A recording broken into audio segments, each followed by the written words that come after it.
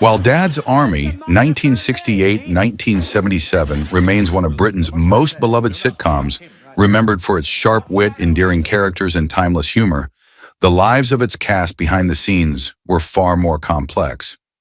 Away from the laughter that echoed through living rooms for nearly a decade, many of the actors endured personal struggles, professional setbacks, and heartbreaking tragedies.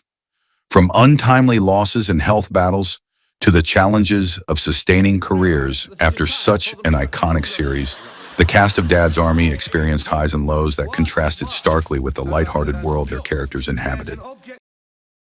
Arthur Lowe, born on 22 September 1915 in Hayfield, Derbyshire, became an iconic figure in British television through his portrayal of Captain George Mainwaring in Dad's Army in 1968 at the age of 53. Lowe imbued Mainwaring with a pompous, self-important, yet responsible demeanor, striking a delicate balance between humor and affection. His precise timing, subtle expressions, and sharp comedic instincts brought to life a character that audiences could ridicule while still holding in fond regard a true embodiment of the absurdities of authority. Off-screen, Lowe's life was far more complex. His childhood was marked by loss and instability, growing up in modest circumstances, coping with the early death of his mother, and shouldering the weight of social expectations. He often relied on humor and strict personal discipline to conceal his insecurities. Professionally, Lowe was celebrated for his talent, but was known to be exacting and occasionally difficult, particularly in clashes with colleagues such as Clive Dunn over artistic and political differences. Typecasting in authoritative roles further limited his opportunities to reach international audiences.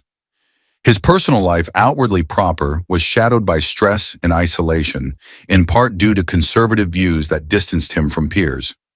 Lowe's later years were troubled by health issues, and he passed away from a stroke on 15 April 1982 in London, aged 66, leaving an estate of approximately $250,000.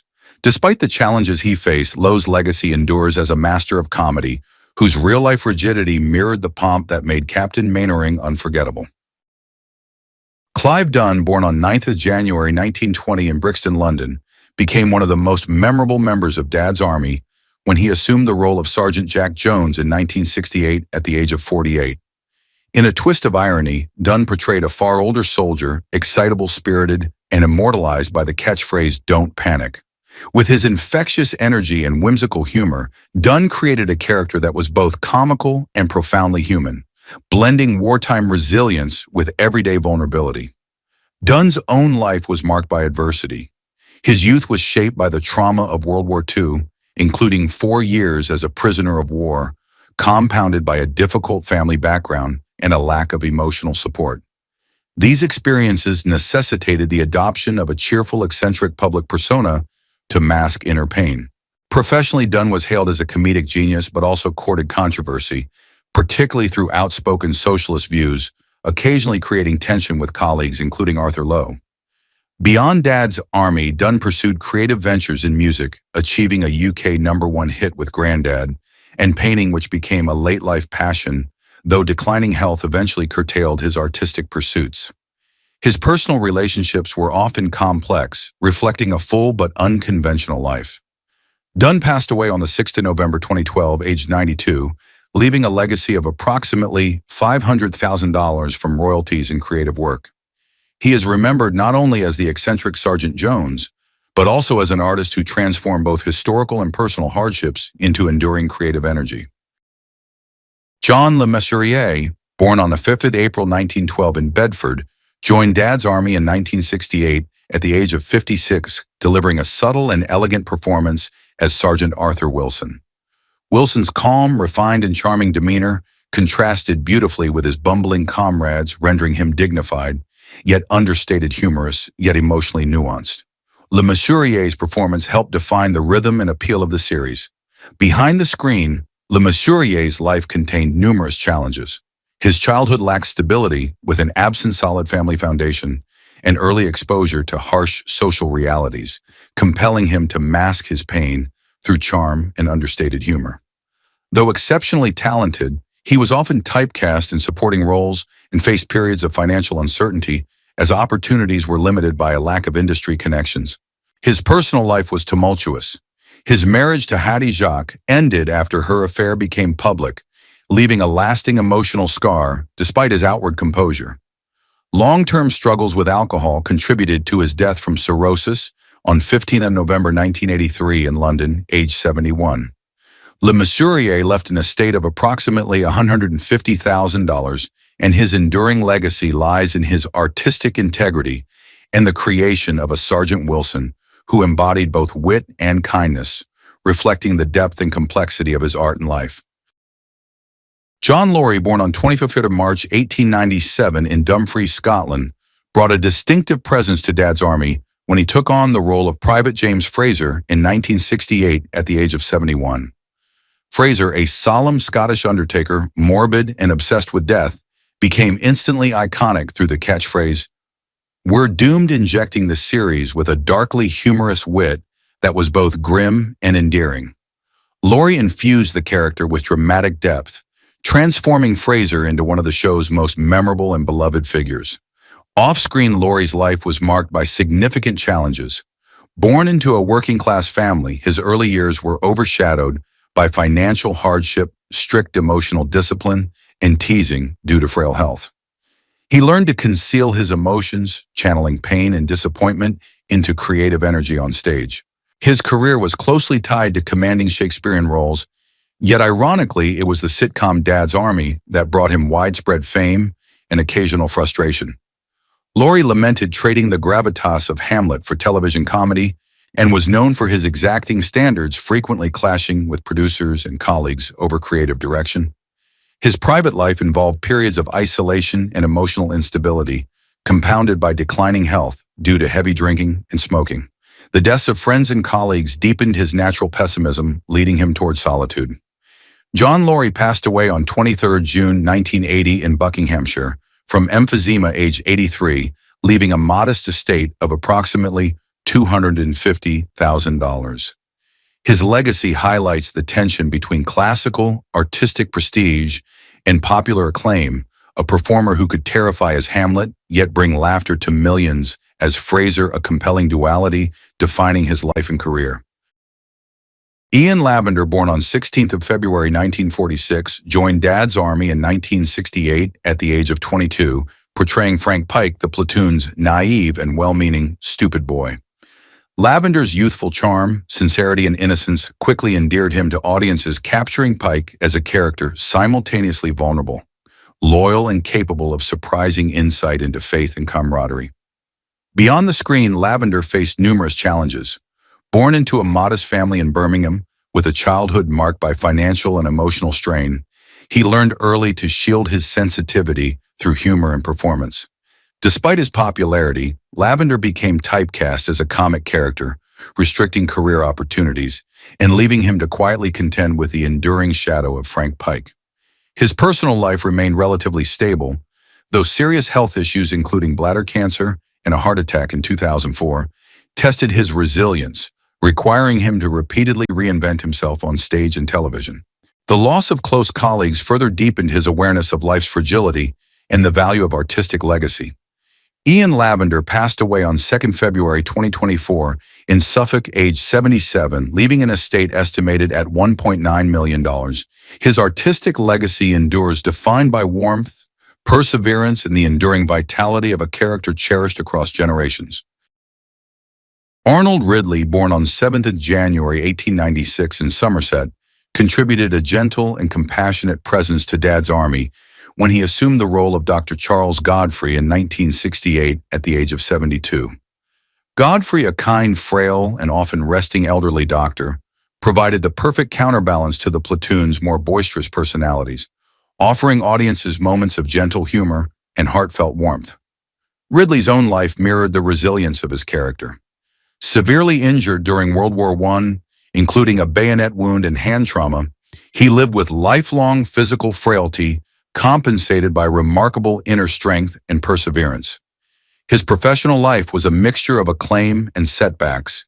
He gained recognition as a playwright, notably for The Ghost Train, but endured financial difficulties from ill-fated investments and misplaced trust. His personal life included 3 marriages that failed to bring lasting stability, though he maintained a private and discreet public persona. In later years, Ridley experienced both public recognition and the losses that come with aging, eventually residing at Denville Hall, a retirement home for actors.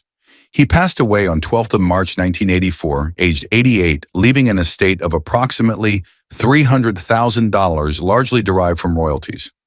Arnold Ridley's legacy stands as a testament to the combination of physical fragility and inner resilience, portraying a gentle yet determined artist who transformed personal hardships into nuanced, enduring performances on stage and screen. James Beck, born on 21 February 1929, joined Dad's Army in 1968 at the age of 39, portraying Private Joe Walker, a cunning, opportunistic, yet irresistibly charming Cockney rogue who could improvise, bend rules, and peddle goods even in wartime. With his sharp-wit intelligence and audacious charisma, Beck brought Walker to life with explosive energy, making him one of the show's most beloved characters. Off-screen, Beck's life was a stark contrast to his vibrant on-screen persona. Born into a working-class family in London, he experienced financial instability in childhood and grew up in a tense household, forcing him to develop a tough exterior and use humor to mask emotional wounds. Despite early recognition of his talent and success on stage and television, Beck's life was marred by self-destructive habits, including heavy drinking, late-night revelries, and a reckless lifestyle that rapidly deteriorated his health, even causing his legs to discolor from alcohol-related complications. His personal life was turbulent. He never married and maintained only brief relationships and patchwork friendships, while a hot temper and instability strained both his career and private life. Tragically, on 6th of August 1973, Beck passed away at age 44 from pancreatitis, heart failure, and kidney failure, a talent lost before it could fully flourish. He left a modest estate of approximately $150,000, along with a legacy overshadowed by the question of untapped potential, leaving audiences and colleagues to ponder what might have been if James Beck had more time. Frank Williams, born on 2nd July 1931, joined Dad's Army in 1969 at age 37 as Reverend Timothy Farthing, a kind patient and occasionally cantankerous vicar who served as the calm moral compass within a village constantly disrupted by the Home Guard's antics. Williams portrayed the character with humility, charm, and subtle humor, creating a simple yet memorable presence that endeared him to audiences. Williams' private life reflected the grounded nature of his on-screen persona. Raised in a modest post-war working-class family, he developed discretion, self-control, and keen observational skills which informed his craft. While his career avoided scandal, it was not without limitations.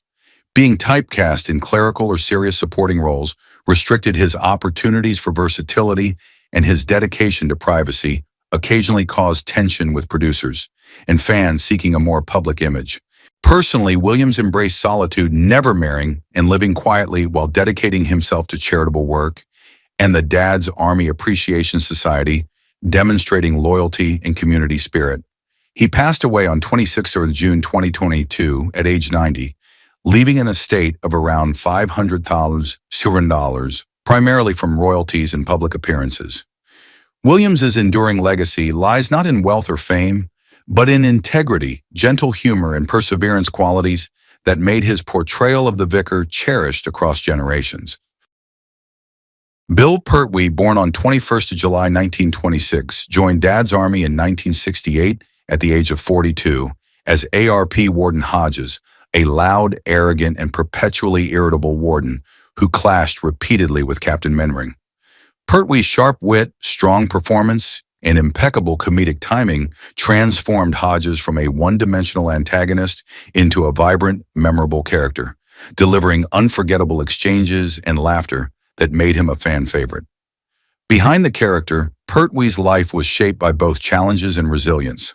Born into a working-class London family during the post-war period, he endured a deprived childhood, which fostered a resilient, humorous, and sometimes introverted personality. Professionally, he faced slow periods, disputes over pay, and creative disagreements with producers. His forthrightness occasionally made him a controversial figure, though he consistently avoided personal scandal. In his private life, Pertwee struggled to maintain long-term relationships, but he channeled his dedication into mentoring younger performers, serving as godfather to Lavenders' son, and actively participated in charitable work. In 2007, his contributions were formally recognized with the award of an MBE. Bill Pertwee passed away peacefully at his home in Cornwall on 27th of May 2013, aged 86, leaving an estimated estate of $1 million and a lasting artistic legacy, a testament to a long dedicated career and the enduring affection of audiences across the UK. Janet Davies, born on 14th of September 1927, made her first appearance in Dad's Army in 1968 at the age of 41 as Mrs. Mavis Pike, the protective, anxious, and occasionally flirtatious mother of Private Pike. Through her portrayal, Davies brought warmth, affection, and gentle humor to the series, creating moments that gracefully balanced comedy with tenderness, particularly in her interactions with Sergeant Wilson.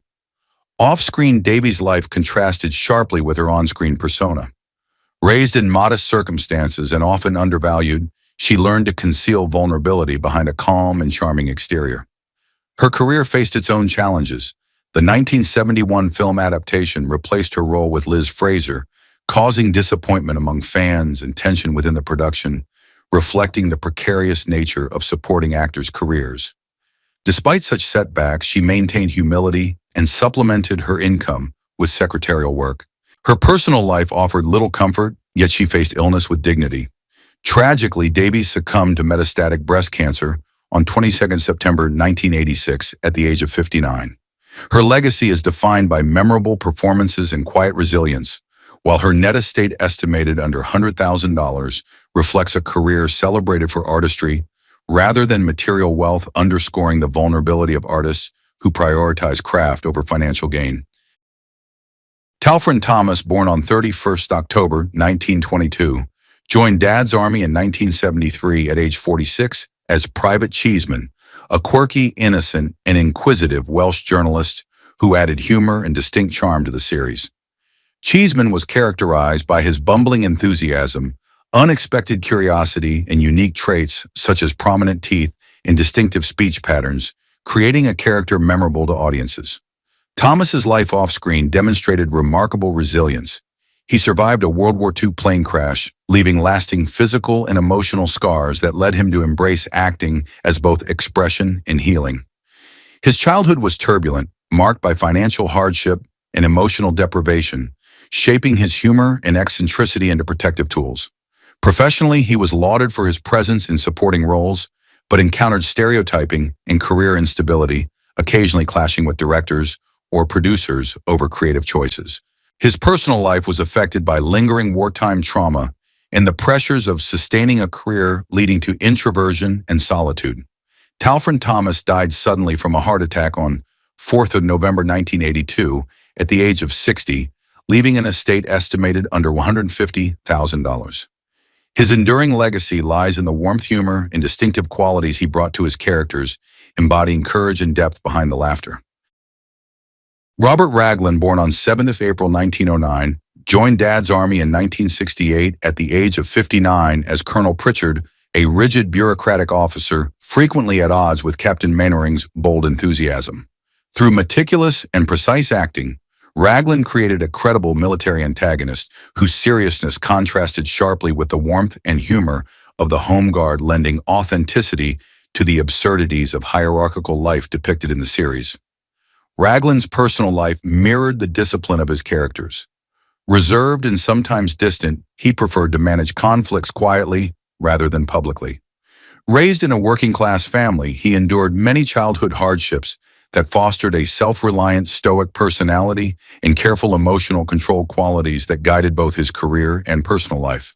While he maintained a stable career, he rarely attained high-profile roles, typically portraying military or governmental figures, making him a reliable and consistent presence rather than a widely celebrated star. His private life remained discreet and free of scandal, though he faced the ongoing challenge of balancing career with personal fulfillment.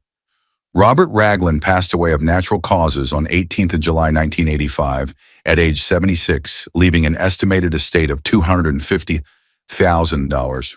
His legacy endures through the disciplined, dependable performances he brought to audiences, reflecting a lifetime of dedication and professionalism in British entertainment.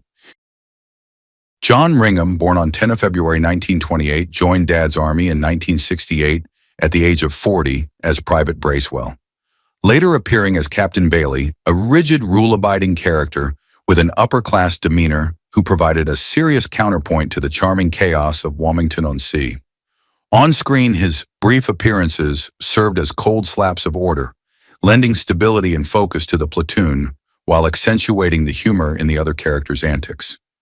Ringham's upbringing in Cheltenham within a working-class family emphasized restraint and discipline. Often teased for being bookish and different, he learned to conceal his wit behind a composed exterior.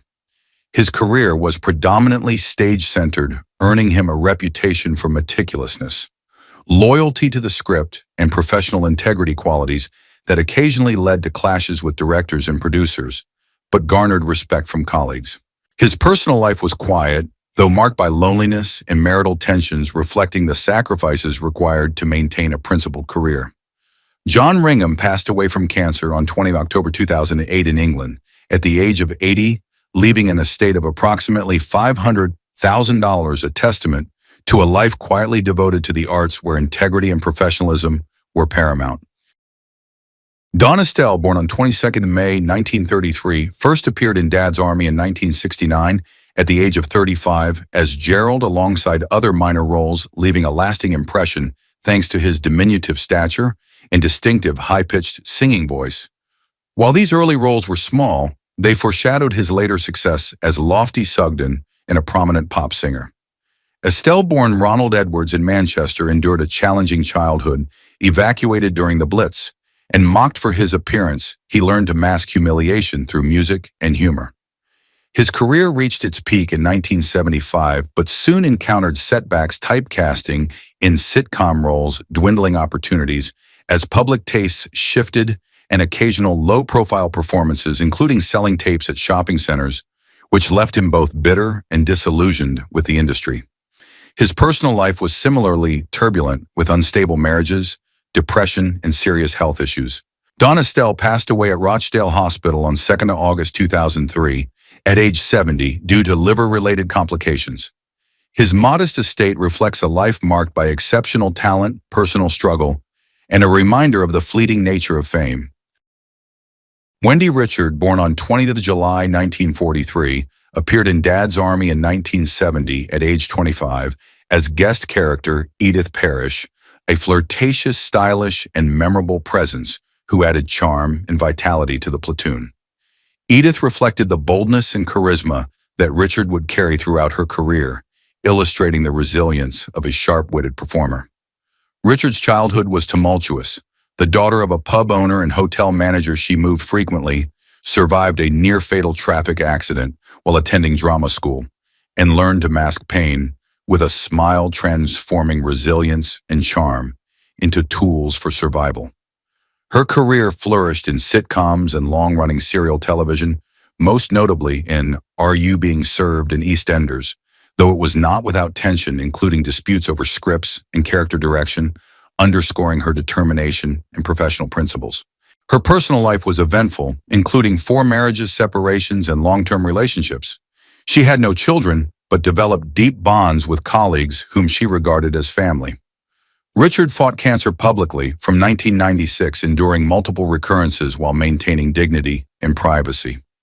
Wendy Richard passed away from cancer on 26 February 2009 in London at age 65, leaving an estate of approximately $2 million, reflecting a life dedicated to artistry, commitment, and extraordinary resilience. Thank you for watching the video. If you enjoyed it, please like, subscribe, and click the notification bell to catch our next content.